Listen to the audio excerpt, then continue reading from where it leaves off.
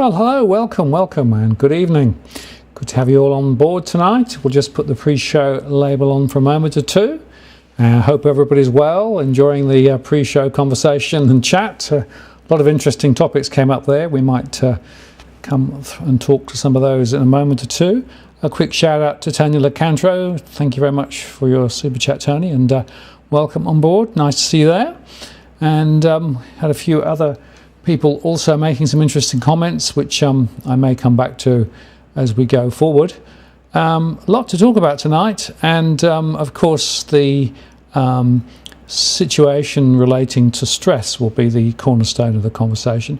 Just say thanks to IT as well. I appreciate that super chat. Thank you very much.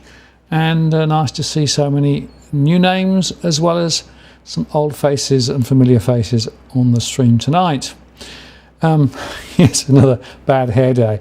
Yes, long story short, I forgot to put a comb through it. So you got me a bit loose tonight, but there you go. That's just the way it is. Doggy cam. Well, you actually only got half a doggy cam because Luna's decided to go and sleep in her evening position. So you've got Meteor there sitting at the far end of the day bed, as it were. But that's half a doggy cam. That's the best I can offer tonight. But Luna's already gone to sleep. But there you go. So that's the best I can do on the doggy cam. You know, it's quite interesting watching the nights just get a little darker earlier, and so the dogs go to bed a little earlier now as it gets darker earlier. Anyhow, with all that, we are pretty much good to go, I think. So I'm going to run the intro. I'll be back in a second and we'll get underway. Stand by.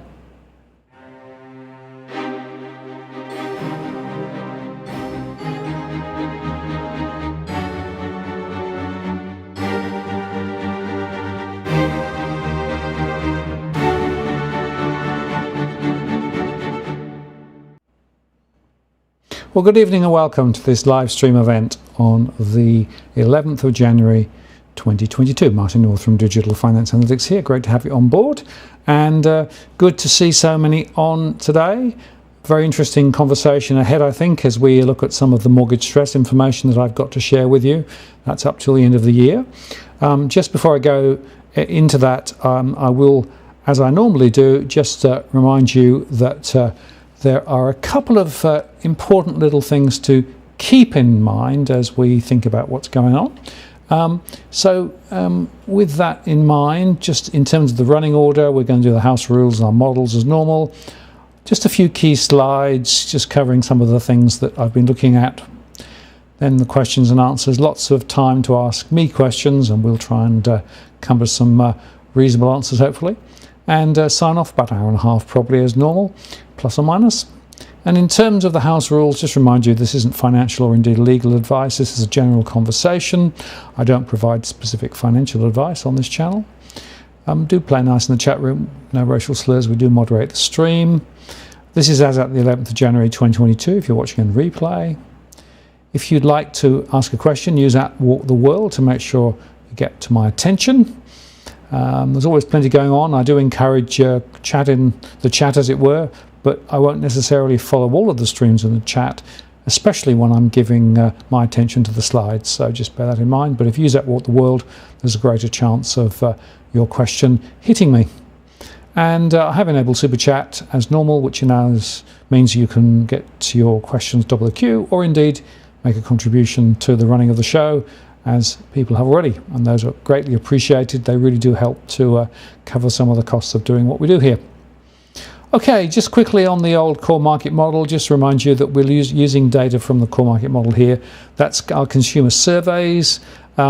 We run those continuously, even over Christmas, New Year, so we've got data up to the end of December, and that goes into our core market model.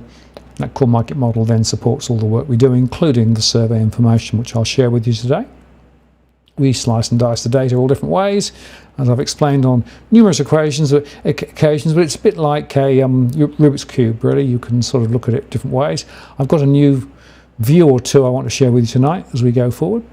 Also, the core market model, of course, allows us then to think about what may happen in terms of scenarios and those scenarios become quite important in terms of trying to work out what may happen next, and I'll share you some updated information on the scenarios. And also we look at the mortgage stress, the price trajectory, the buying and selling intentions, the migration, economic data like CPI, wages, employment, into the core market model through the scenarios, and that gives us information then at the postcode level, and I can share some of that as we go forward. I also, of course, do provide my one-to-one service where we can talk about a specific conversation about a postcode or a specific location. I can look at the underlying trends. I can look at stress, I can look at the price trend data and some scenarios as well as to what might happen. You can always book a time for a chat anytime, probably by Zoom, about an hour or so. There is a cost involved, and at the moment we've got quite a few of those teed up. 3 to 5 weeks out generally is what we're doing at the moment. But if you are interested, contact me via the DFA blog and see what we can do. Now, when I come to the latest data, this is actually the retail turnover figures to November that came out today from the ABS. Interesting to note that in fact turnover in November, including of course the Black Friday sales, was very strong. Be interesting to see what happens in December, and certainly with all of the informal lockdowns that we're now seeing, I wouldn't be surprised to see retail turnover considerably lower ahead. In terms of yields, the bond yields of course continue to rise. This is the 10-year US yield up to 1.76, 1.77 now, and it's continuing to climb pretty fast rate. This is, I think, the thing to watch in terms of interest rates. We will get more information from the Fed this week as to what they're planning to do, but wouldn't be surprised to see rate rises in the US quicker than many people expected. In fact, some people are now talking 4 or even 5 rate rises through this year. Of course, the other point in the US is that the producer prices was very strong, the CPI was very strong, the latest data will coming out again. Cost pressures are bubbling along there.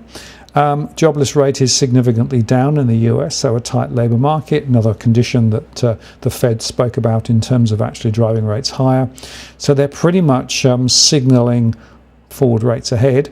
And of course, the other interesting question that wages growth is already taking off. This is actually from Bloomberg, and it showed that in the US, average weekly earnings for leisure and hospitality and for retail trade has started to accelerate considerably. And that's really important, because what that means is that the real momentum in terms of inflation, which isn't just on the supply side now, it's actually to do with wages, is going to really drive inflation a lot faster and harder, and that's very important to watch.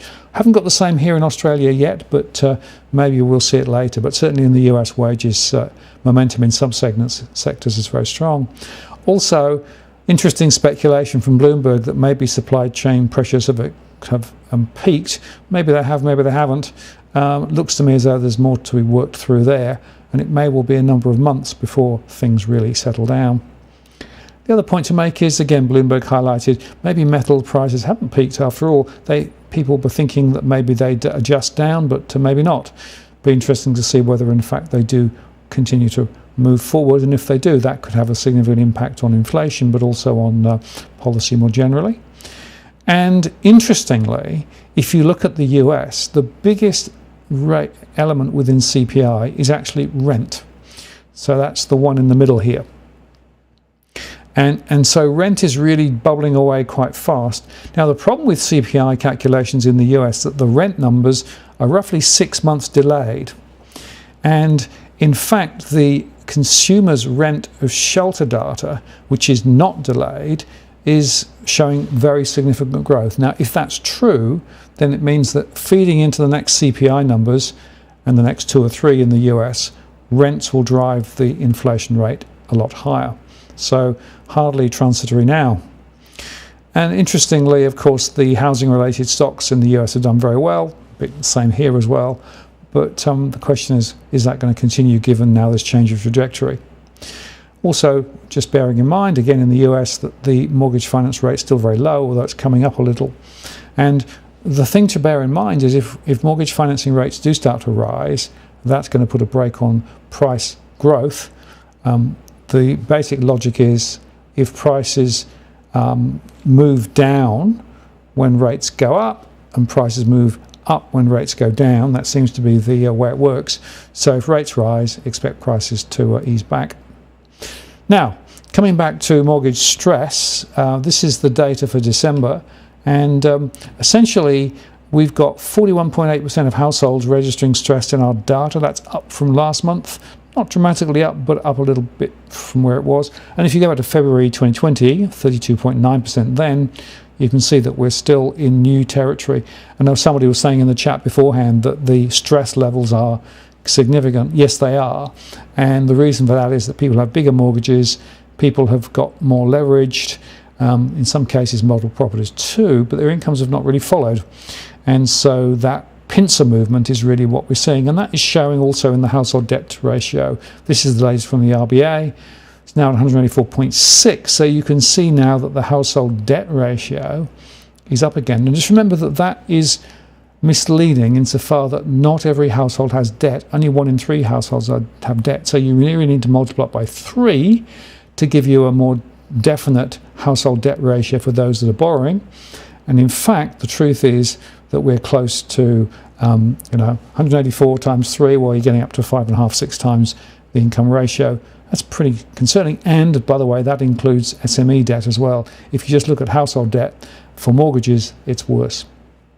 Now, this is the November data, but this is the December data. And so what I've got here are the main movements. Again, what I've done is to look at it by state first of all, and I've broken it down by mortgage stress, rental stress, investor stress, and financial stress. Where the yellow highlighting is, that means that the stress has gone up. So you can see that for mortgage stress, it's South Australia, Tasmania, Victoria, Western Australia, and the overall stress is higher. For rental stress, higher in New South Wales, higher in Queensland, a little lower in other places. If we look at investor stress, so that's property investors, investor stress is up in New South Wales, and in Queensland it's down in the other locations.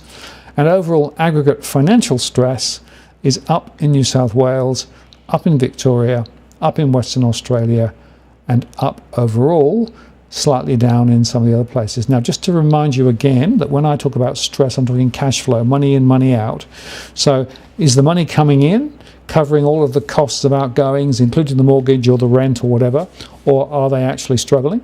For investors, we take account of money coming in from rents, the occupancy ratios of the property, and also whether they're trying to sell their investment property. And financial stress is an aggregate measure of all of those different elements, differently weighted to try and give an aggregate view at the state level. And so the financial stress is, if you like, a top level. Investor, rental and mortgage stress is next level down in terms of the percentage of households.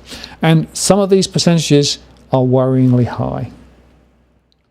Now, we can also then look at the, let's go there we go. We can also then look at it by segment, and again, I've done the same issue of highlighting where it's gone up. So the battling urban and the disadvantaged fringe, so those on the edge of town, more stress than last month, and young growing families, including first-time buyers, more stress than last month. Within rental stress, we're seeing mature, stable families and multicultural establishment. These are first-generation Australians, migrants, of course, and also young affluents. So they're the younger, more affluent sector of the population. Those are the three where rental stress has gone up. It's gone down in a few other areas. Investor stress is highest among exclusive professionals, and that's because quite a few of them have got multiple investment properties, not many of them necessarily all let out at the moment, particularly if you've got apartments. And young affluents, so a lot of young affluents who have gone into the investment sector highly leveraged and are finding that they can't let the properties out like they might have wanted to. And overall financial stress is highest amongst young growing families, including first-time buyers. The young affluent, so this is the issue of younger people, are definitely those feeling the bulk of financial stress at the moment. Others quite high too. And then you've got this battling urban group. These are the people on the edge of town. These are the people with considerable pressures on their incomes, and quite often with multiple jobs, and most exposed to multiple jobs having difficulty in terms of not meeting hours that's required. And I'll make a general point that we're still seeing incomes compressed. We're still seeing cost of living rising dramatically, much faster than the official CPI numbers, and we are seeing bigger mortgages and more leverage, plus of course in some cases now some fixed rates are going up. That's all factored into the modelling. So unfortunately it's looking pretty wobbly at the moment, and I think we're going to see some more difficulties. I've said consistently, with interest rates rising, the chances are that we're going to see more stress. And of course with the COVID now coming back, and therefore the unofficial close downs and shutdowns coming back into force, that will put more pressure on many households. Now we can look at just briefly the mortgage stress by postcode, and WA is at the top of the list this time. 10,000, 69% of those mortgage stressed in postcode 6065. Then we come to New South Wales, places like Liverpool, with quite a few there, more than 10,000 stress. I've sorted it by the number of households that are stressed. Then we go to Toowoomba in Queensland, 9,800. Then we go to Narre Berwick, Ferntree Gully in Victoria. A lot of Victorian postcodes near the top of the list still. Then we go to Ballarat and places like that. And then we go to Western Australia, like Wattle Grove, Wilson, Kenwick, Beckenham. And then we come back to Victoria again, and Hoppers Crossing, Delaney, Sydenham, places like that. Pakenham, Point Cook, Derrimut, and so it goes on. So you can get, again, the sense that a lot of these postcodes are these high growth corridors, a lot of new building, a lot of people buying first time off the plan and then finding that their property is perhaps not worth what they thought it was. They've got a big mortgage, their incomes are still under pressure, and the infrastructure doesn't actually mean that they can get around easily, so they've got issues with transportation, all of those things. So quite a lot of that going on at the moment. If I then look at the rental stress, Toowoomba is at the top of the list at the moment with 10,000 households in rental stress. And then we go to New South Wales, places like Chipping Norton, Lima, Bidwell, and places like that. You come down to West Gosford, up on the Central Coast, Greystanes and Wentworthville around there. So a lot of New South Wales postcodes are at the top of the list. And even places like Bondi. At Bondi, there's a lot of young affluents buying in Bondi and are highly leveraged and are finding it quite difficult with dealing with their situation. A lot of people also renting and the same issues. And then we've got places like Surfers Paradise in Queensland, Blacktown, down towards Wollongong, my local area. Then we go to Surrey Hills and Darlinghurst, and then we go down from there. So again, you can get a bit of a picture of where stress is highest. And again, I've sorted it by the number of households. Then if I look at stressed investors, we start with Queensland, then we go to Surrey Hills, then we go to Western Australia, including Mandurah. Mandurah is still at the top of the list, near the top of the list in terms of the numbers. A lot of people still underwater despite the corrections that we saw and the expectations of future price rises in the West not necessarily following through. Greystanes, then Melbourne, a lot of high rise in Melbourne and in South Yarra still in difficulty at the moment. Then we go back up to Queensland again, St Kilda again, then we go to DY, Chatswood, and on it goes. You can get a bit of a sense of some of the top numbers. And interestingly, if you look at some of the percentages, they are quite high, 70, 72% of households in those Melbourne, South Yarra areas. A lot of that is to do with the high-rise sector. And then if I look at overall financial stress, in aggregate terms, Toowoomba actually takes the prize this time with 23,000 in financial stress. Then we go to Chipping, Norton, Liverpool, those areas at 22,000. Then we come to the centre of Melbourne, not helped, of course, by the new informal lockdowns. And then we go to Mount Druitt, Lethbridge Park, places like that in New South Wales. Then we go to Point Cook and Derrimut, Hoppers Crossing, and on it goes.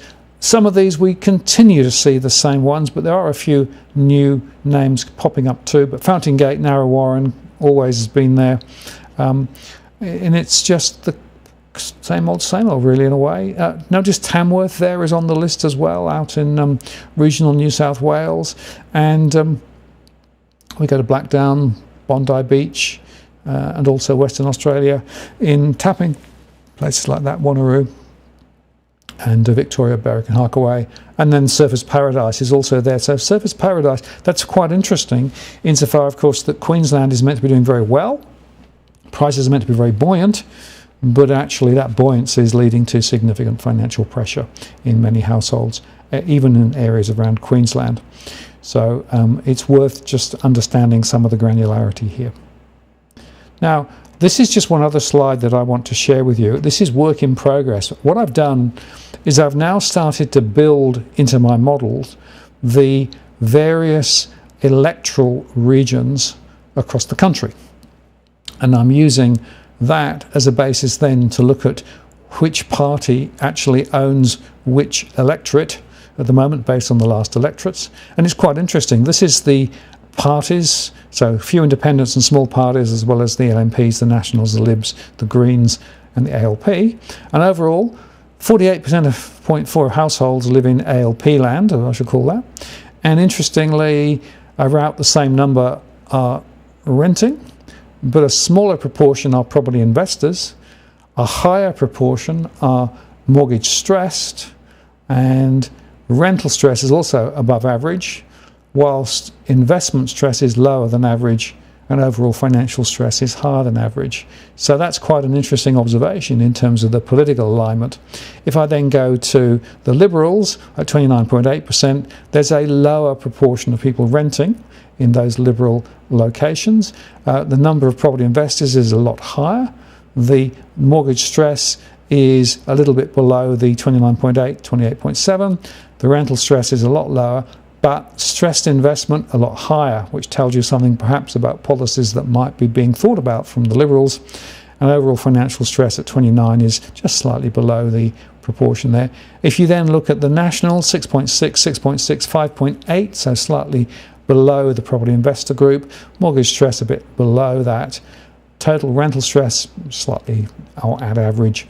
Stressed investors lower than average, and total financial stress a little bit below average. So it is interesting. Now, when you look at the small parties, you probably can't resolve too much, but I'm going to do some more work on this. I think I'm going to actually break it down to individual locations and regions and have a look at what the political cuts of these various trends are, because it looks to me as though there's a really important story here, and we'll be tracking that around the election. Now let me just then switch across and talk to you about the stress mapping, seeing as I got the stress maps up. Just to explain, the maps here are a way of just trying to show you in visual form where the mortgage stress is, and we use the same colour coding. This is actually based on Sydney at the moment, and the bluey colours are the lowest stress. We go up to the yellow and the orange and the red, and more than 9,000 is the highest. And you can see as we pull out from the Sydney area, I'll just move that across slightly. I can just do that. Where are we? There we go, there, yep. And you can see there that we've got a real pocket in and around Liverpool, that sort of area, Western Sydney. You know, the fact is that Western Sydney continues to be a significant issue. You saw it in the individual examples, but this is also the broader map. And as you pull out further, you can see the same old, with places like Campbelltown and Liverpool and Fairfield. But, there's a few interesting areas there. But this Western Sydney swathe is where a lot of the issues are. If I then go to Victoria, so let's put in 3,000. Okay, just go there. Okay, and again, sort of pull out a bit the same fashion. You can see that in the centre of Melbourne, mortgage stress is not too bad, but as you pull out, you can see that you get some of those outer lying areas, some of the new development suburbs is where a lot of the issues are. And as you pull out further, you see over here towards the west, it's definitely a significant amount of that. So, the old Point Cook, in the Wyndham area, those sorts of areas like that. And if you look then further out here, you find out towards Dandenong and places there as well. And if you pull out further, you can see that there are very significant differences in different parts of the location. And then we have Ballarat also showing significant pressures too. Now I will just do one more. Let's go to 4,000 for this one. Go to Brisbane. I guess the point I'm trying to make here is that you have to go granular really to understand precisely how this is all working. And again, as I pull out from 4,000 in the centre of Brisbane, you can see that close in stress isn't too bad at all, but as you pull out you start to see one or two areas where there's more pressure on households. And indeed, as you pull out towards the west, or indeed even for south and north of Brisbane, you start to see somewhat higher levels, although generally the overall levels of stress in and around Brisbane are not necessarily as significant as they are in some other areas. But here you have the old Toowoomba, Ipswich and those sorts of areas where there is definitely more stuff going on. Now let me then just quickly go to rental stress and just switch across to there. So again, I'm showing the same data now, but this is actually now rental stress. Again, I'm starting in Sydney, and you can see there that rental stress is a significant pressure in and around areas of Sydney. And some of those in the centre of town, that's a lot of high-rise apartments, a lot of issues there, of course. But as you go out west, again, you start seeing the same old problems.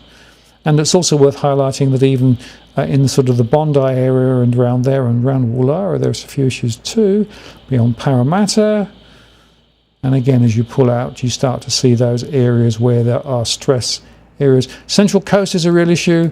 We've got issues in the Canterbury area and Parramatta and beyond, over towards Blacktown.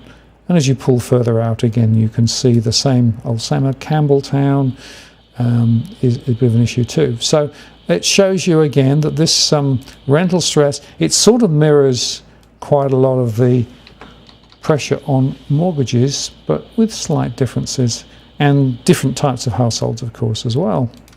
This is now Victoria, and again, I'm just showing you the same sort of trends, as big as I can. And again, as you pull out, you start to see some of the pressures. And interestingly, some of the pressures are somewhat similar, but closer in. So you can see here in areas of Melbourne, closer into Melbourne, there are areas where there are difficulties. As you pull out again, you can see the same representation. And again, in the Wyndham and surrounding areas, there are significant issues down in Dandenong. So there is a bit of a mirroring. If I go to Perth, just to give you a little bit of an alternative example, because I can. I'll come back and read the comments in just a moment or two. Let me just finish what I'm doing here first. Okay, so this is now pulling out from Perth, and remember I'm looking at rental stress here, so this is looking at where the pressure is.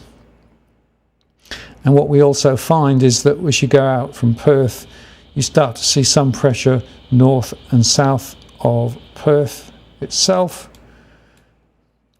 It's not too bad, but there are areas nevertheless, particularly on the coastal fringe, where there are areas, and it's a bit more extended out towards Rockingham and north of Perth too.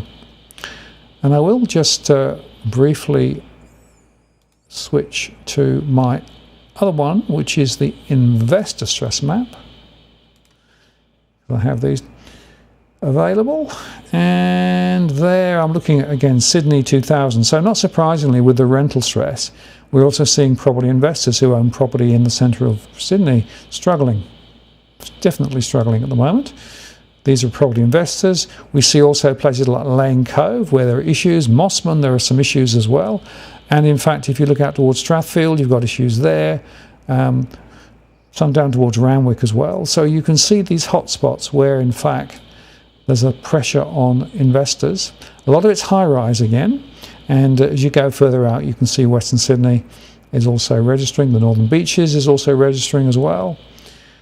So there are significant areas. Now, I'll make the point, if you look at the listings for high-rise, there are significant numbers of listings in some of these hotspots. So there are now property investors who are definitely desperate to try and get out. And I'm seeing that in my surveys too. If I go to Melbourne, just to show you that too, it's a somewhat similar point where again in the centre of Victoria, 3000, 3006, same issue, pressure on high-rise particularly. And so a lot of property investors are in some difficulty trying to work out what to do. Should they sell? Should they not sell? Should they try and let at a lower rental? Or should they just try and walk away?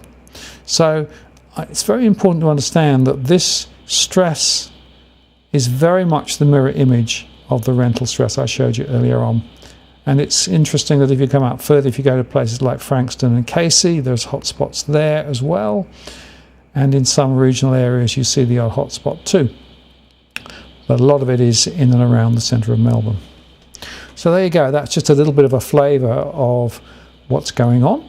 And before I go on and look at the scenarios, why don't I just have a look at some of the comments, and we can begin to perhaps comment on some of those things. So Cross Stitch Ange asks, can you compare the same areas 2 years apart? Yes, I can. I could create animations that showed the movements over time. It's just quite complicated because the maps have to be built for each one. But certainly if you go back 2 years, the stress maps were very different then, and I do have the ability to do that. It is quite interesting just watching how things have moved around. What I would say to you is the most interesting correlation is the relationship between rental stress and property investors. That's definitely a linkage which I think we have to do more work on.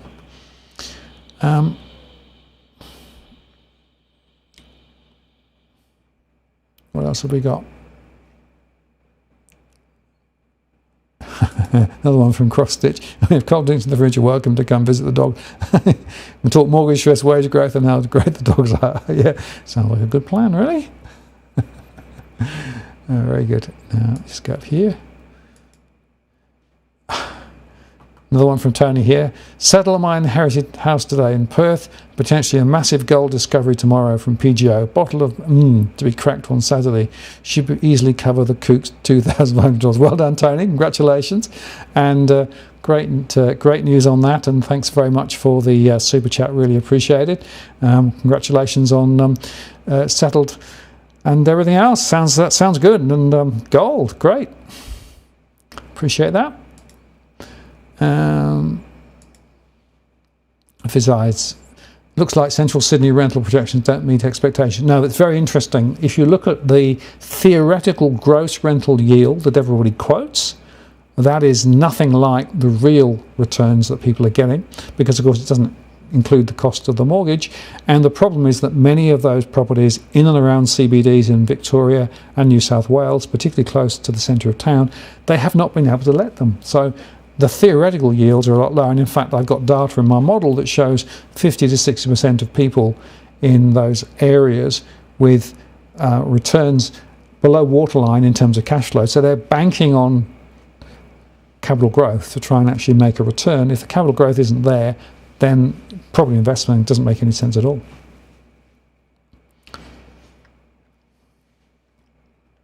Okay, what else have we got?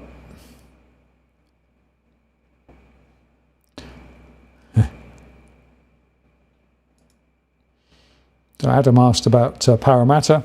So yeah, if you want to look at the comparisons between particular areas, then the way to do that is to sign up for the DFA portal. You can then do your own comparisons between different postcodes and make some sort of direct observations. I can only show you high level information in this show, but it is very important to get granular. I keep saying, if you're going to make decisions about property, you have to get granular. You have to look at the local information. These generic averages, or the CoreLogic Sydney number or whatever, is meaningless. You've got to look at the details. So those comparisons are available in the tool. Okay, just seeing what else there is. Vincent asked a question which is quite good. Do you think Australia will go the way of Japan? Yeah, well, I've told you, I think, before, and I still think that with the deflationary forces that we're going to see, I think are going to be very similar to the ones in Japan. I'm not sure that the story of the inflationary pressures coming through and interest rates going up is going to actually play out necessarily the way that we might think it will, and therefore the Japanese, grind along the bottom for years is certainly, to my mind, the most plausible of scenarios, but we'll see. Taffy, thank you very much for the super chat, really appreciate it, thank you. Hugh says, new shirt for Martin. Okay, well, we'll see. I quite like the blue, it goes with the blue background. And Mike says, please press the like button, please do. Yes, it does help, It's amazing, it's the difference, it does make a huge difference to what happens to the shows. Vizai says, Toowoomba is a big retirement village, it certainly is. So is Coffs Harbour, somebody else said. Yeah, well, that's pretty much wherever you look, actually. There are lots and lots of places where, frankly, other than property, there isn't much going on. Aussie Jen says, love the stress mapping, Martin, brilliant, thank you. Yeah, it's a really powerful way. And, I could spend a long, long time on the maps. In fact, if there's an interest, I could perhaps do a show just on the maps, because it really is quite interesting just watching how it all works. And of course, I never have time to do all of the different locations, but I try to pick the areas with the biggest story. Okay, what else have we got in the comments? Have a quick look. I changed the system the other day, so I've got my comments up here now rather than over here, so it's a bit easier to look at. Jeff Finn says, good point. I live in Ipswich, real estate is going up in leaps and bounds. Yes, the values in some cases are still rising, and particularly in Queensland. The interesting question is for how long, of course. Somebody asked, is Robbie Barwick coming back soon? Yeah, he'll be back on. I haven't quite worked out yet, but I will. And hi, Juan Bergeau. Cross-stitch Ange said, I read an article this week that people are revenge shopping, splurging heaps after being cooped up for 2 years. Yeah, to an extent, although actually if you look carefully in the CBDs, the amount of shopping that's being done is way, way down compared with where we were. Joe says, Wollongong unit prices? Yeah. Let me come back to that. I've got data. I should explain that the DFA detail portal, it hasn't been updated with the December data yet, because the developers are actually still on leave at the moment, so that'll be up in a few days. I've got the November data, so I can share with you the November data for Wollongong. Let me just have a go at that. Let me go here. Okay, let me just see whether I can get Wollongong up. Make sure that it works. Okay, so if I push on that, there you go. So that's now Wollongong. Let's make the text a bit bigger so you can see it. So we measure the stress, of course, 18,000, 10,000 renting, 59% in financial stress, 33% in mortgage stress, 68% in rental stress, and 43% of stressed investors. The unit. So we run three scenarios, the bullish, the neutral, and the bearish. So the best scenario is very little growth the next 12 months, and then a bit of growth, maybe 3.5% over 24 months or so. So in the next 6 months, not a lot. The neutral and bearish cases are less positive. So it's either going to be sideways or down slightly. Houses, a little bit the same, although this is perhaps slightly more upside, up to 5%. So that's how the Wollongong situation. And again, if you sign up to the portal, you can get this information for every postcode, and you can look at the price changes, and you can make comparisons between different locations and different types of property. Okay. Yeah, public. Oops, let's go there. public melody music centre is in nuisance stress, investment stress, which features ABC as skyrocketing price. Yes, but the interesting question, of course, is with big prices, investors have to pay a lot more to get in. And the question is, can they get the occupancy and can they get the rentals to make it all work? Very many people are struggling. And interestingly, the net returns in Queensland, if you look at investments, are much higher than Victoria and New South Wales. So at the moment, Queensland is still a better investment proposition, but if you buy at the wrong point, the wrong price point, you can still end up underwater.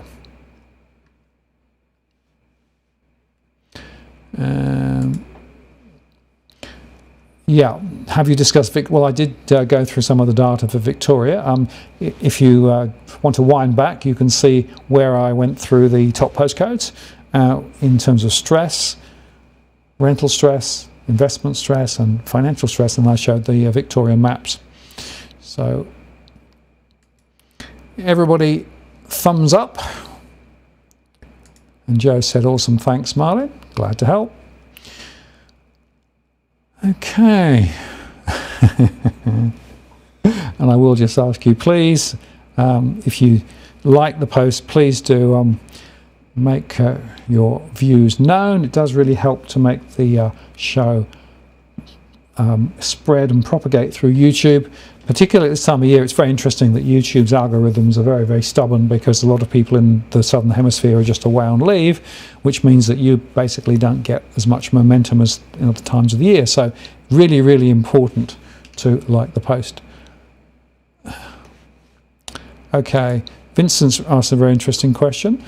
Australian property market buoyant. Where's all the funny money coming from supporting high prices? Well, there are three things. Firstly, we of course know that many people are getting bigger mortgages than they got 18 months, 2 years ago, so the banks were still lending. But they've throttled that back slightly, but banks are still happy to lend big. The debt to income ratio is a lot higher than it was. Wayne Byers made a comment on that recently and suggested that it was going to, they're going to watch it because they're a bit concerned. I'm very concerned. The debt to income ratio, particularly in Sydney and Melbourne, is massively high. So people are highly leveraged. The second is we've got a number of people now coming back from overseas with cashed up to buy big property. And so that's definitely supporting some, particularly houses in some areas. And the third is you've got these down traders. Down traders are people who've sold their big property and are buying a smaller property. They're still quite active because they've really taken advantage of the price rises to sell and move. So we're seeing a lot of down traders very active, and in my modelling I do look at down traders in particular, and there's some very interesting trends there which I can't really discuss in detail tonight, but what I can say is that down traders have been having a field day with the very buoyant prices in some areas, particularly for houses. Quite a few down traders are selling, standalone houses and moving into smaller properties or maybe even apartments, and they've been able to get top dollar. So those are some of the reasons why property prices are very high. Plus, of course, interest rates are ultra low, and as I said earlier on, interest rates and house prices are inversely related, right? If prices rise, that's probably a signal that interest rates are effectively going one way.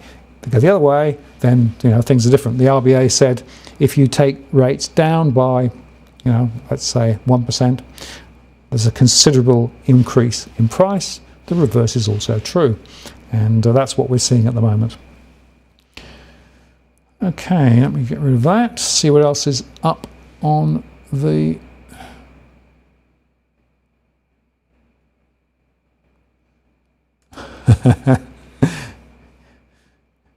Thank you. Don't mind. Just keep hitting those. Hitting the like button. Hit it. Like. Please. Just keep at it. It's pretty important. Okay. What else have we got?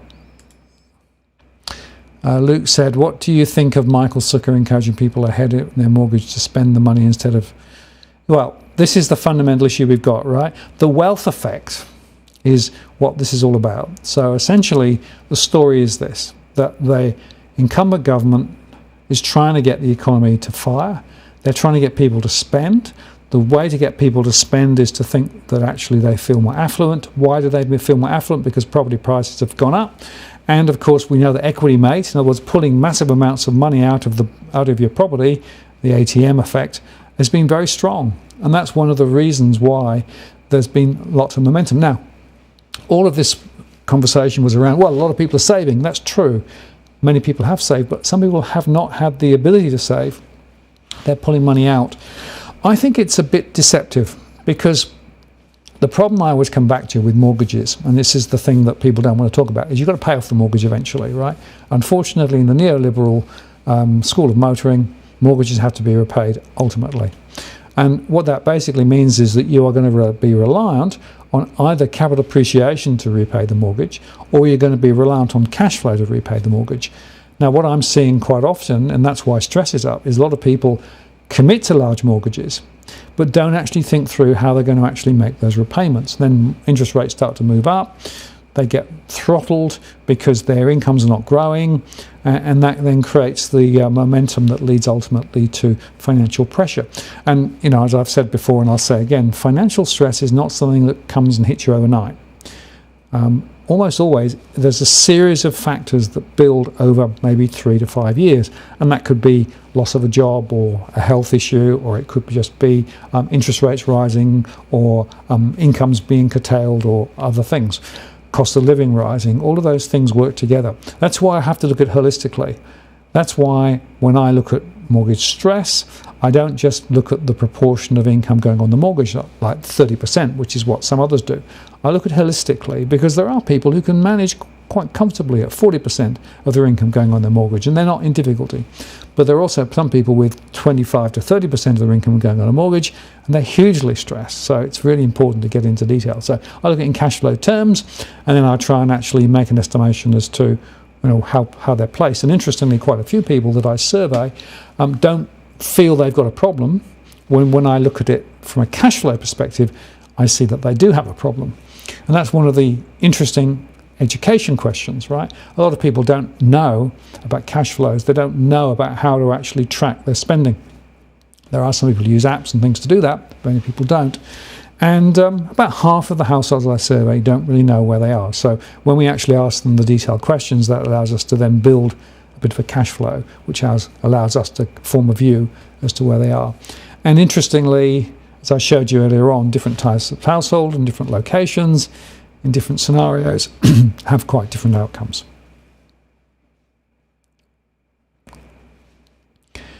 Thanks very much, Chris, for your comment. Really appreciate it. That's good.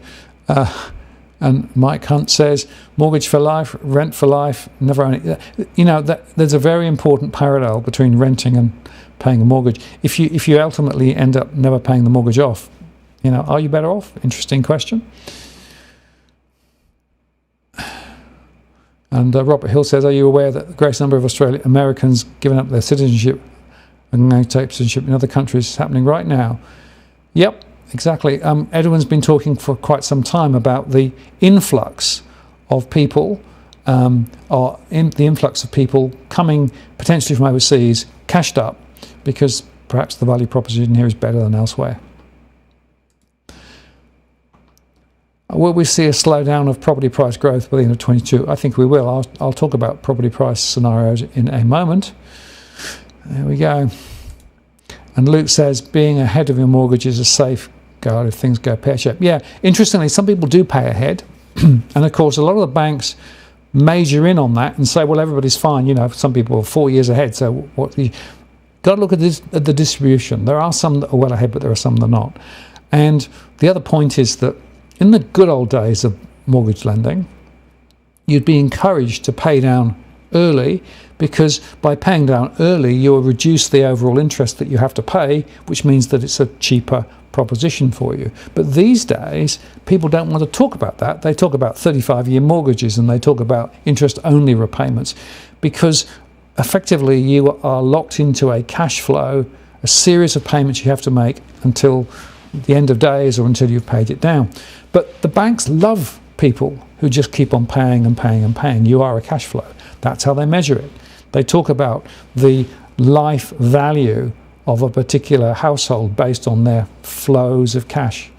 That's how they measure them. And so if you want to the honest truth, banks will calculate the net present value of future cash flows for a particular household, and they'll put you in a particular category based on that, and they'll handle you in different ways.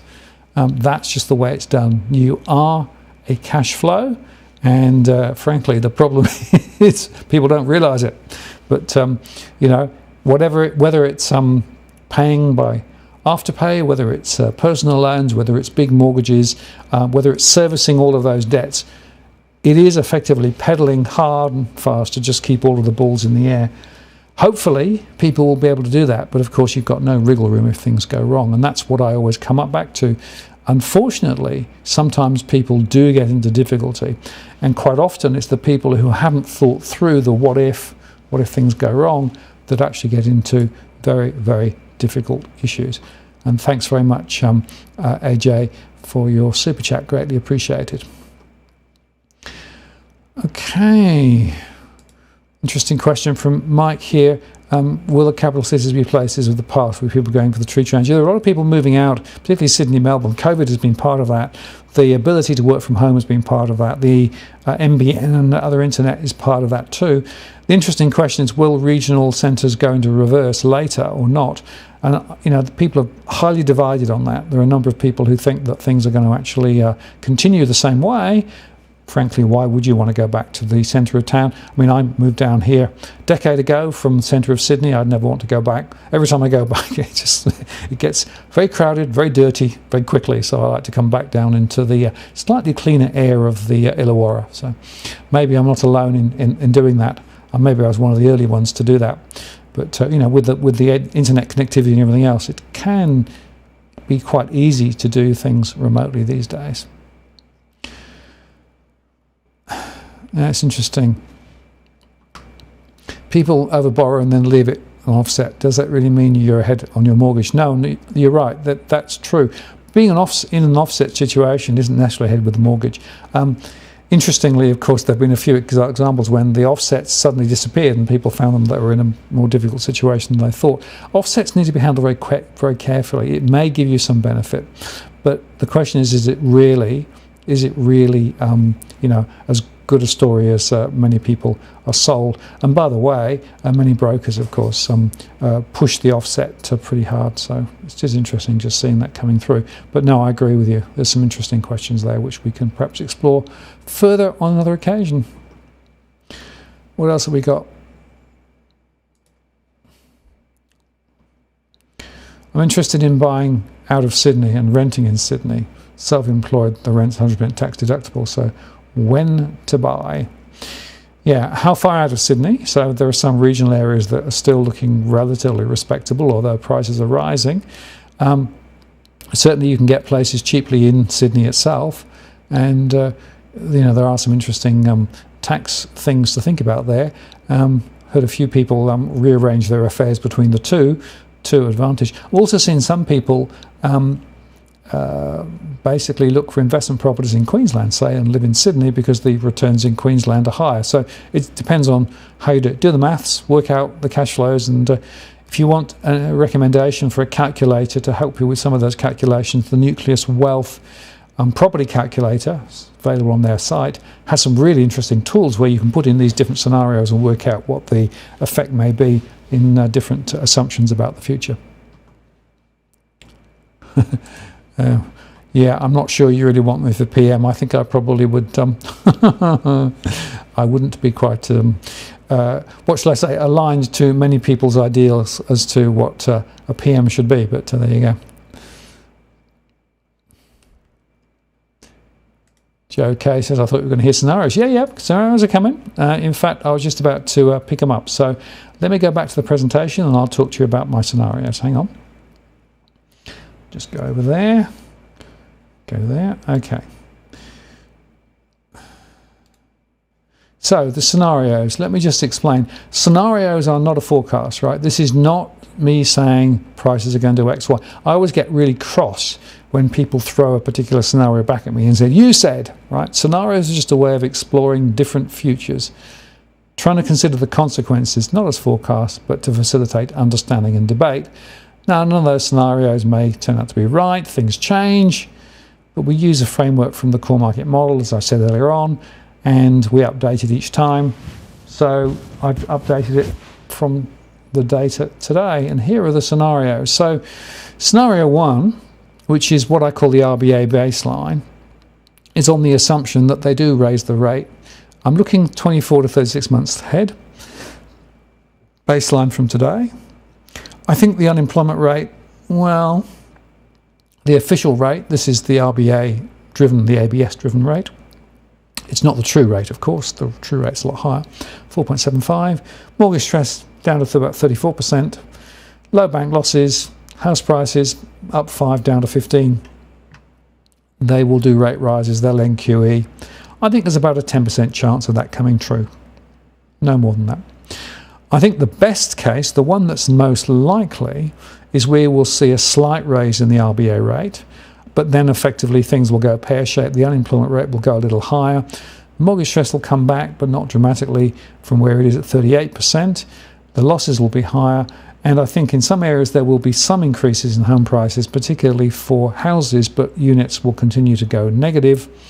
There won't be that many unnatural acts in my central scenario. It does depend on who does what vis-a-vis the election.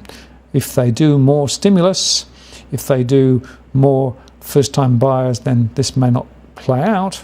But at the moment, there's a 50% chance that this is the scenario we're going to end up with. Now, I've made the assumption here that COVID doesn't continue to rattle around. It does begin to ease away. But there is a risk, I think, of a longer-term crunch where effectively we don't see rates rise. So they might put them up when they have to pull them down again. Unemployment rate goes higher. Mortgage stress sticks at around 40%, higher losses. And this is where you start then seeing property prices falling. So, you know, unlike the RBA's modelling, which is that when rates rise, effectively prices might ease a bit. In this scenario, prices fall because the economic momentum in the economy eases back. And then we see more QE, we see more fiscal, we see more negative rates to try and actually solve the problem. 25% scenario of that. Then we've got the risk of multi-wave disruption. We just get more and more of these COVID-y things coming through. Now, if it goes terribly wrong and if things really fall apart, then we could be into the old 9.5 to 11% unemployment rate, higher mortgage stress, bail-in and bail-outs, and probably 10%. And there is, of course, the uncontrolled. So we get a variant that is completely uncontrolled. And in that scenario, everything is pretty much down. But that isn't my main scenario. So this is my main scenario at the moment. A bit of rate rise, not a lot. Unemployment rate sitting at around 4.8, 4.9. And some price movement up, but some price movement down, depending on where you look. And that's got a 50% scenario. And interestingly, I do then take those scenarios and map them through to individual postcodes in the tool that I showed you earlier on, so you can look at how that translates into individual situations. There you go, that's the scenarios. Vanessa asks, hi Vanessa, Harry Dent coming back? I'd like to know why he believes in a 90% correction in the share market. Sure. Well, Harry probably will come back at some point. I did speak to him last year, several times actually. He'll probably come back on again. I'm actually speaking to Robert Kiyosaki, I think, before Harry. But the thing about Harry, his view is that the deflationary effect of what's going to happen will pull stock markets down, and that basically is the spiral down, and he's using the analogy of the 1928 crash. So that's why he thinks there's a considerable fall. And of course he'd argue that it's gone a lot longer, therefore the momentum back is much higher. So, but yeah, maybe we should get Harry back on, and we'll have another chat. I may even don't know whether he'll do it, but maybe I get him on to come on live if you're interested. What do you think, Harry Dent live? What do you think? Would you like that? Would you not like that? Let me know in the comments below. Shh, no Harry Dent. Okay. Harry Dent gives me a migraine. Yeah, pass on Harry Dent. Okay. Obviously polarises the audience. Interesting. Now, Taffy4 says, these longer shows need a doggy cam intermission. Hang on, let's see what we're doing. Any doggy cams? That's one doggy can. There we go. Meteor's still there. Hasn't moved. Unfortunately, Luna is still not there. Pass on Robert Kiyosaki too. Okay. There you see, you can't please all of the people all the time. And it was very interesting. I don't know whether you saw the show I did the other day, but I actually went through and analysed all the shows I did over last year. And it's very interesting that the shows that got the widest reach and the most reactions and the most views were the shows that were made in Australia with Australians about Australian things. The international shows from all sorts of sources, from Harry Dent and from Mr. Gold, Peter Schiff, and from wherever, they got reasonable audiences, but not nothing like the audience of our local shows. So I'm going to focus. I'm going to focus more on the local content and making sure that we focus on the Australian situation. I'll get a few guests in internationally, but as I'll mention a little bit later, I'm going to bring a new guest on for next week, which will be quite interesting. Interesting comment from there. Tariq and Harry, and that would be interesting. Yeah, it would be chalk and cheese, wouldn't it? Tariq isn't that keen to do a live show. You have to send him a message on Twitter and tell him he should come on and do a live show, because he'd be perfectly fine to do it. Yay, Doggy Can. Yep, I'm just sorry I couldn't get Luna as well. Luna's gone to bed early, so unfortunately it's only one dog rather than two tonight. But there you go. At least you've got another view. And the thing about Doggy Can is I can just keep the camera on there and see what's going on. That has been no move. I take them for 3 walks a day, particularly now, and by this time of night they're pretty sleepy, pretty quiet, and so hence the lack of movement.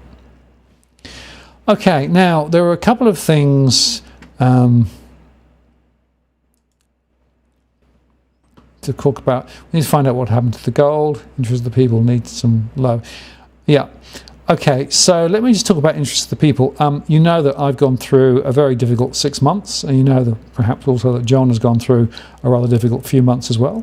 Hopefully he and I will be able to tie some time down where we can actually do some stuff together.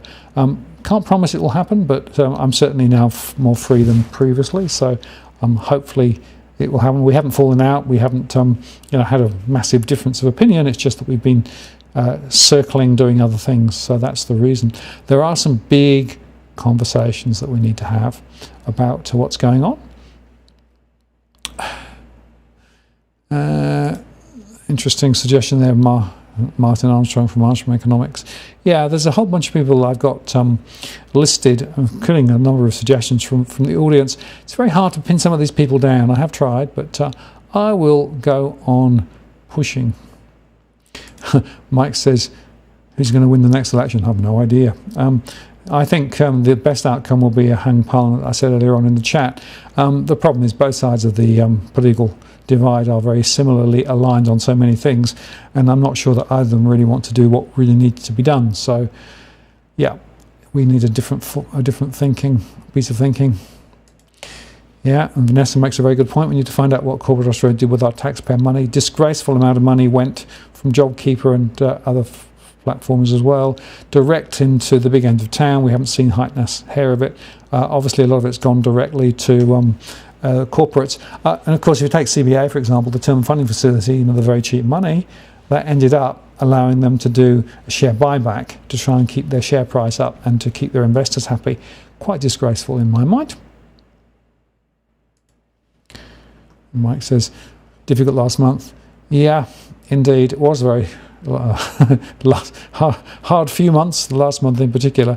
As you say, Jill's now resting in peace, but I'm trying to make sure that her legacy continues, particularly around asbestos awareness, hence the conversation about asbestos that will continue. Okay, now one of the things I wanted to do was to answer a question that I've had posed by a number of people, and that's to do with the deposit bail-in. Now, the reason I want to mention this is because there seems to be a lot of confusion. Now, just go through the argument quickly. So bail-in was a strategy that was developed after the global financial crisis when, in fact, banks got bailed out. So, in other words, taxpayer money went to save banks around the world, and ultimately, in some of those banks were nationalised, like in the UK, for example, National Westminster Bank in the UK, or indeed in other countries too. So they wanted to find a different route so that next time taxpayer money wouldn't go direct to save the banking system. So some bankers plotted the idea of bail-in, because basically what their argument is that a deposit is a loan to the bank. That's not how you think about it, right? In other words, you think when you pay money into the bank and by way of deposit, they're looking after it for you. You'll get it back and you might get a bit of interest if you're lucky. But no, it's a loan. It's a loan to the bank. So they said, well, why don't we then have the facility in a crisis to be able to convert that deposit from effectively one form of capital into equity? Because if you can convert it into equity, you can basically recapitalise the bank and keep it from falling over. And that's the essence of the deposit bail-in. Now, the G20 essentially agreed to that strategy, including Australia. And so over the last 5 to 6 years, deposit bail-in has been rolled out in various forms in various countries around the world. The most archetypal example is in New Zealand, where we've got the open banking resolution. You can go over there into the New Zealand Reserve Bank of New Zealand. It's all there in black and white, where they basically explain that deposits are effectively available. If a bank gets into difficulty, those deposits then are actually converted to equity, and if you're lucky, you might get a share of a bank. If you're not lucky, you won't. And their argument is that your savings might be frozen for a bit, but then you get something back. How much you get back, what price you get, nobody knows. Now, in other countries, they've tried to implement it and not been successful, but in other places around the world, it's now embedded. In Australia, it's been fudged.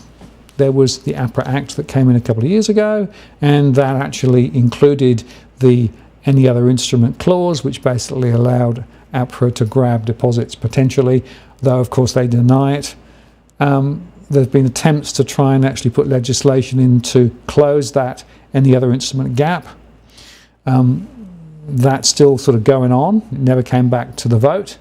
And of course APRA saying, no, you've got to understand that we're looking after depositors. Unfortunately, looking after depositors and looking after deposits isn't the same thing, right? Because effectively you're looking after depositors possibly by converting deposits into equity, because it means the bank doesn't fall over, right?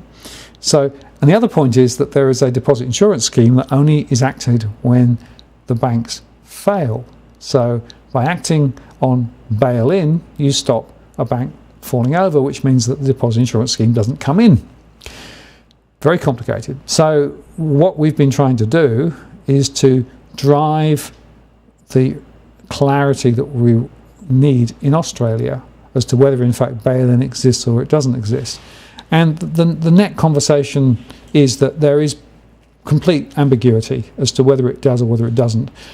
We think that ambiguity is deliberate rather than actually a mistake. It's deliberately obfuscated, and so that APRA can say one thing and people say, well, you know, it's never going to happen, blah, blah, blah. When it might in a crisis, who knows? Now, the point is this, that there is a simple way to solve the problem, and that is to just take away the any other instrument clause from the APRA legislation. If you took that away, then it's clear that deposits couldn't be bailed in. So the question is then, is there a risk of deposits being bailed in Australia? There is a theoretical risk. In practice, what we saw over the last 2 years is the Reserve Bank basically bent over backwards to keep the banking system full of funds through the term funding facility and other things. So it looks to me as though there is really very little risk in the immediate short term of deposit bail-in, but it's not a zero risk, and that's the problem. Then the other question that people ask me is, well, what about deposits for businesses? What about deposits in current accounts? And etc., right? And the problem there is it's very unclear as to precisely the scope and intent of bail-in in Australia. It's clear in some other countries. In some other countries, business accounts and business deposit accounts are also caught. Not clear here. And the final point to make is there have been examples, of course, in Europe where in fact bail-in was used to bail out a particular bank, and 4 or 5 years later, in some cases, depositors got some of the money back. In other cases, they never did. So it's a very unsatisfactory situation. But remember again, it's designed to solve the problem which we had around the global financial crisis of money from taxpayers having to go to banks to support the banks because they're too big to fail. So What do we need? Well, there's a few things we need if we're going to solve this. The first is we need a banking system that's fit for purpose in terms of providing real banking services to real people, rather than all of this sort of speculative stuff, because many banks are tied up into a lot of speculative derivative activity, and that means that effectively they could suddenly find they've got a big hole in the balance sheet, not because of risky lending to mortgages, but because of speculative activity in the derivative sector, which is a huge market, right? So teasing that apart and saying, no, banks should actually be providing meat and potato lending. There's a thing called Glass-Steagall that addresses that, and you'll probably be familiar with that. The other question, of course, is, well, then do we need a banking structure that actually provides real banking services to real people and real businesses? And the answer is probably yes. How does that come through? Well, it could be through the postal bank, or it could be through a public bank of some sort.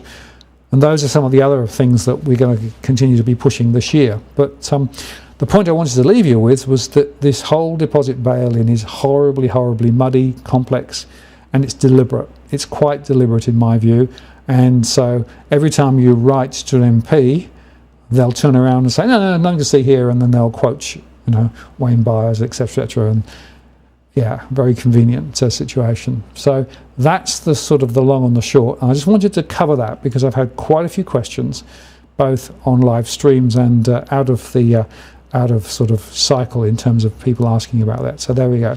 That's my little rant on deposit bail-in. It's a risk. And if you want to find out more about bail-in, just search open banking resolution in New Zealand, because there it's absolutely crystal clear. So New Zealanders have the highest risk of deposit bail-in anywhere because it's so transparent. And interestingly, the Reserve Bank in New Zealand says, well, that means that you as a depositor, you should actually kick the tyres on any prospective bank if you're going to give them any money, because not all banks are equally risky potentially, right? So suddenly depositors need to actually do a lot of due diligence on the banks. And then the question is, well, how do you do that? How do you get the information? Well, in New Zealand, they've put up a whole series of scorecards so you can actually compare different banks and different risk profiles. We don't have any of that in Australia. It's very difficult in Australia to measure the relative risk of individual banks, one against the other. And so, once again, lack of transparency, lack of openness is absolutely the heart of this in Australia. So that's why I continue to rant on about this, because it's a really big and important issue. So I hope that's made it a little clearer. Even if it's not transparent, at least it's clear as to where we are. And as Kylie says, it's just old smoke and mirrors. Yep. Should break them up. Smaller banks like the German system. I think that's exactly right. We've gotten too big, it's too big to fail, and the problem there is, of course, that ultimately it's not our interest, right? So the interests of the political elite and the big banks are all aligned. The interests of those outweigh ordinary Australians, unfortunately, at the moment. The banking system is not fit for purpose, and it's not actually supporting what it needs to be done in terms of investing in manufacturing, for example, investing in other new businesses in Australia, and providing the path for people to be able to actually fund what they need to fund to be able to actually, have the life that they want. And I'll make the point that it's the alignment of the Reserve Bank and APRA and the banks themselves that has allowed these house prices to balloon, because the debt bomb is just getting bigger and bigger and bigger. And why? Because it's the only game in town. The only game for banks at the moment, particularly those as they reduce their tentacles in terms of Asia and other wealth management, they've come back and back and back to just being basically big building societies. So it all comes back to lending more, and therefore the RBA knows, and APRA knows, and the government knows, the Treasury knows, that the only game in town is to keep the banks lending. And that will go on for as long as people are happy to get into ever more debt. Which takes me right back then to what I said earlier on about the mortgage stress stuff. Why is mortgage stress so high? Mortgage stress is so high because people are highly leveraged, because interest rates are low, because people have been able to borrow big on the expectation of getting that property they've always wanted, right? It's not actually healthy. It's drawing the momentum out of the rest of the economy. It's basically creating this massive distortion in our economy. And I said earlier on, what we actually have is a property market with a small economy bolted on the side, right? That's actually what we've got at the moment. Has to change. And the only way we can change that is to think differently about the structure of banking, to think differently about how banking is supervised. And that takes me then to my next point, which is I did a show earlier on about we need an inquiry into the role of the RBA and the role of APRA and the role of ASIC and the Council of Financial Regulators and how they work, because they're not fit for purpose. They're not doing what it needs to be done to support Australia and Australians. And so that's one of the things that I'll continue to push for in terms of getting people to understand that the current mode of operation of supervisory intervention in Australia, political and government intervention in the banking system is all designed to support the banks, not actually designed to do the right thing for Australia and Australians. Rant over. Okay.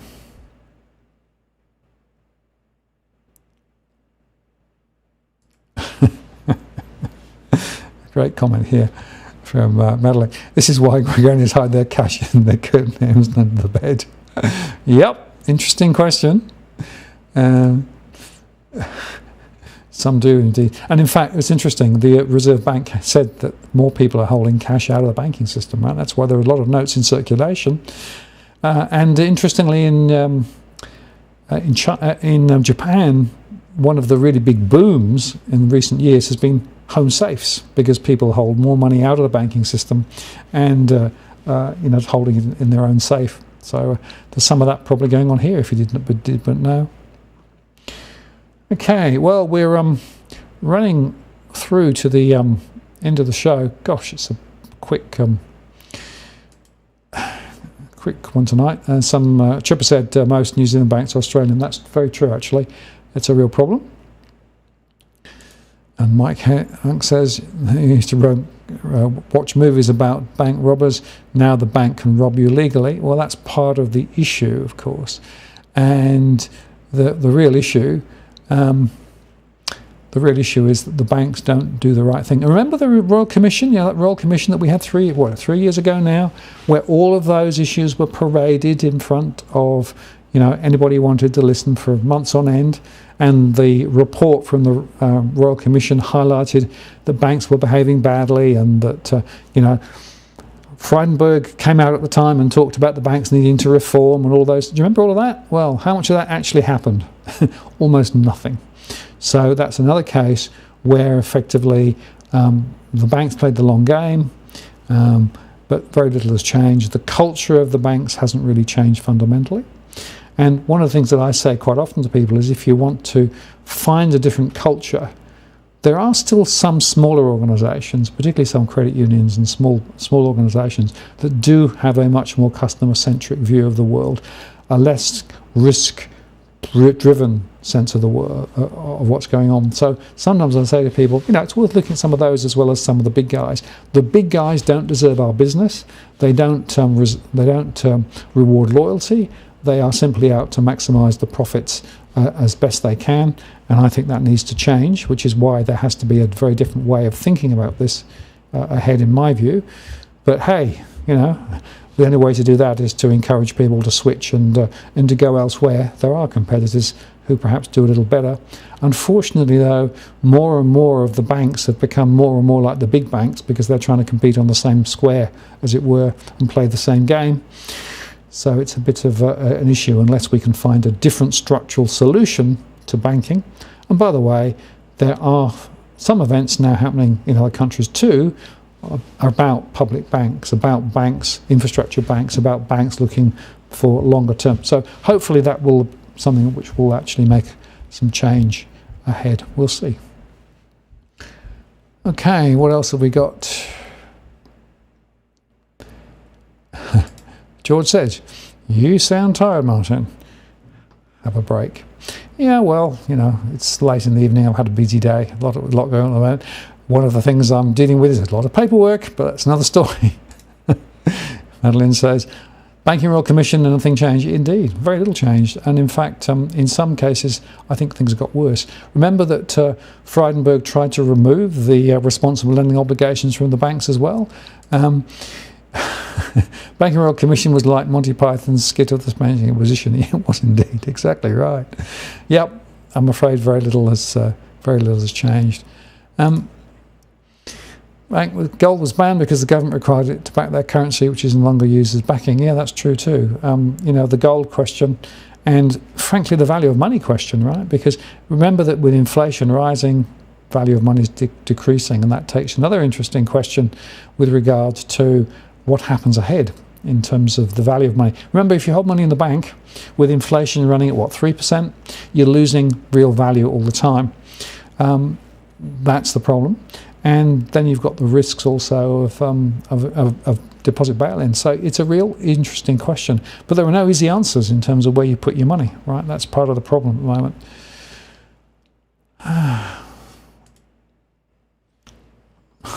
Thank you, appreciate that. And some important messages for people, hopefully. Okay, right, well, it's 9:21. Any last questions anybody might want to ask now, or I'm going to switch back to the final stage of my presentation, which I'm going to do now in any case. So hang on, let's just move that back to there.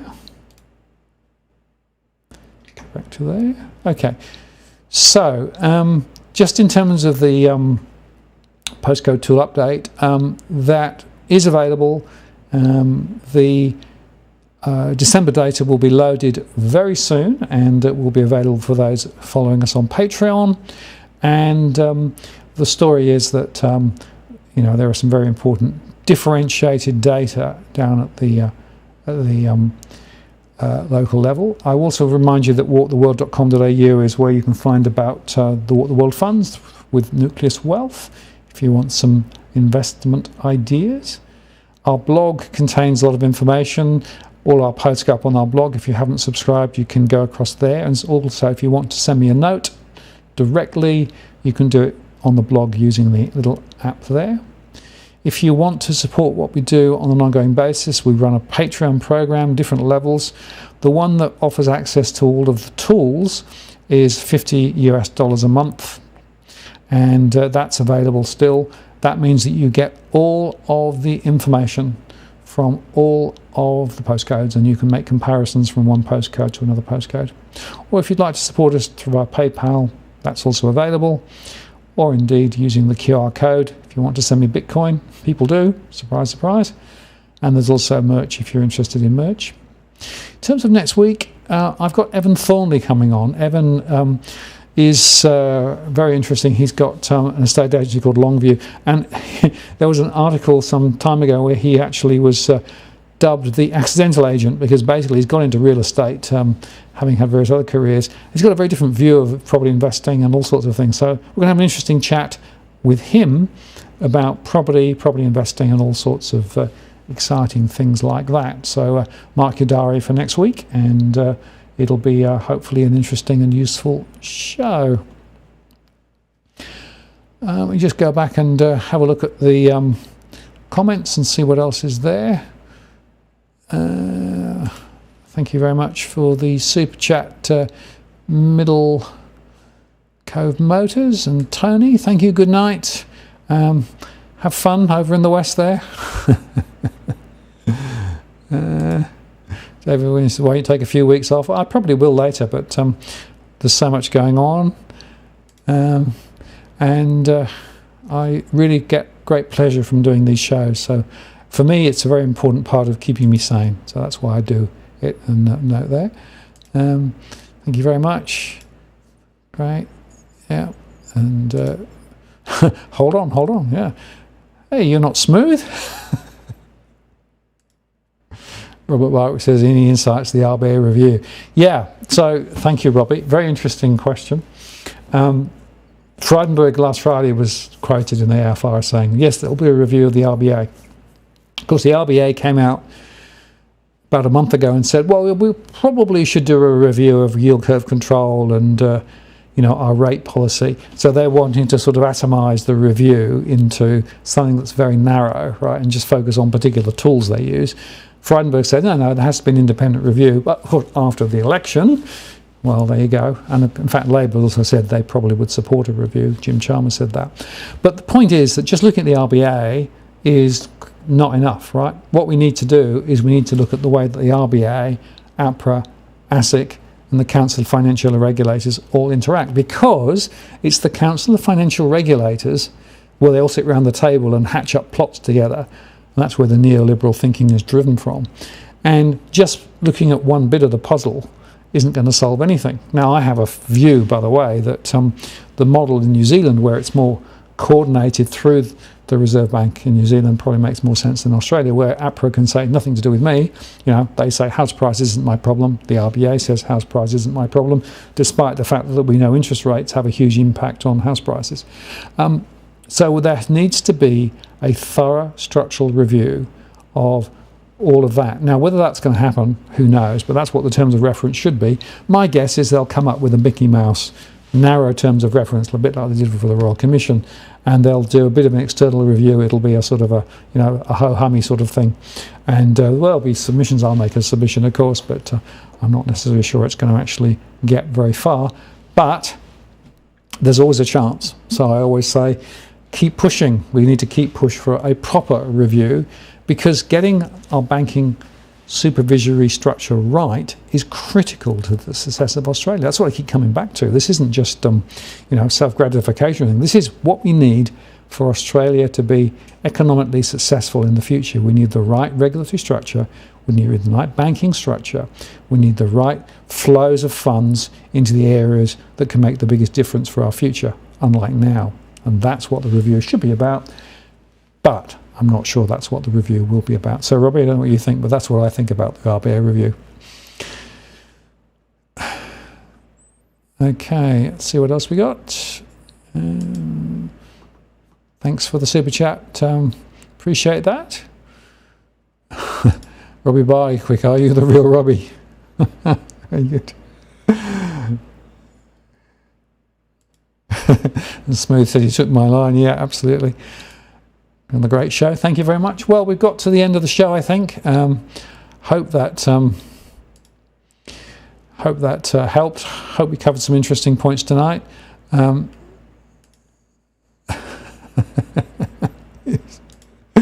you for that. I appreciate all the comments.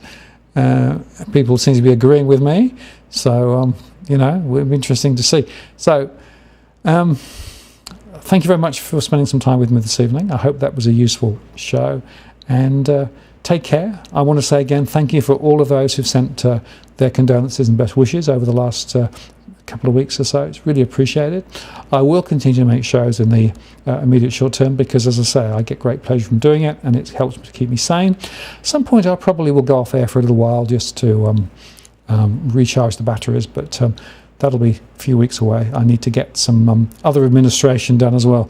Believe me, the administration, when somebody's dying, it's only Australia could do this. I can tell you that. Anyway, thank you very much for spending some time with me this evening. I want to wish you well. Have a good evening, and I look forward to seeing you on the next show. Be shows up daily, of course, or my next live show next Tuesday. This is Martin North from Digital Finance Analytics, signing off. We'll see you next time. Cheerio.